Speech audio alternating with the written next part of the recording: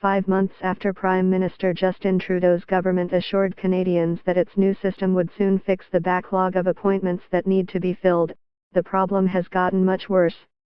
An analysis by CBC News reveals that 1 in 3 governor-in-council positions ranging from directors of government agencies to members of tribunals that hear appeals of employment insurance or pension disputes is currently vacant or occupied by an appointee whose term is past its expiry date.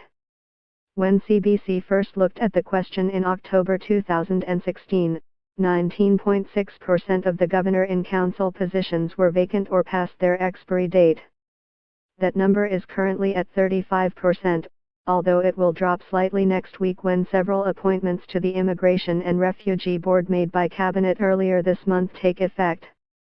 The backlog in October of more than 300 appointments has now swelled to 572. Of the 515 positions, 354 are vacant.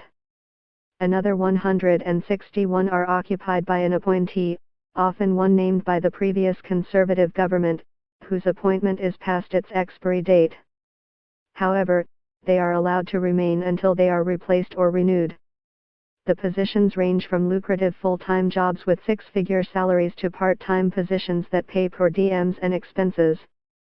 There are also 57 vacancies for federally appointed judges, down slightly from the 61 vacancies in October 2016 that prompted concerns about growing backlogs in criminal trials. In several cases, positions are being filled on a temporary basis because the government was not able to fill them before the incumbent's term was set to expire.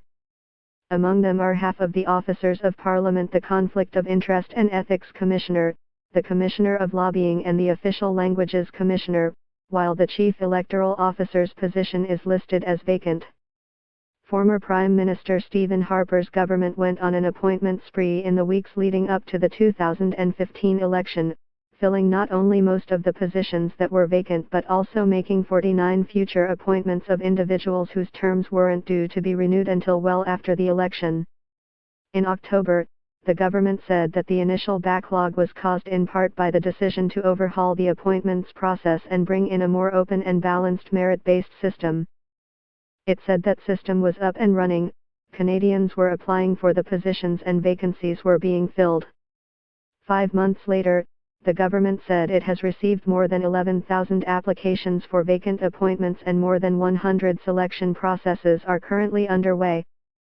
The more rigorous approach to conducting selection processes represents a significant volume of work, said Raymond Rivet, spokesman for the Privy Council office. Rivet said that since the government launched its new appointments process it has made more than 100 appointments. Of this number, 62% have been women, 15% visible minorities, 10% Indigenous Canadians and 50% identify as fully or functionally bilingual. However, Conservative MP Tony Clement, former president of the Treasury Board, said the growing backlog of vacant appointments is affecting service to Canadians.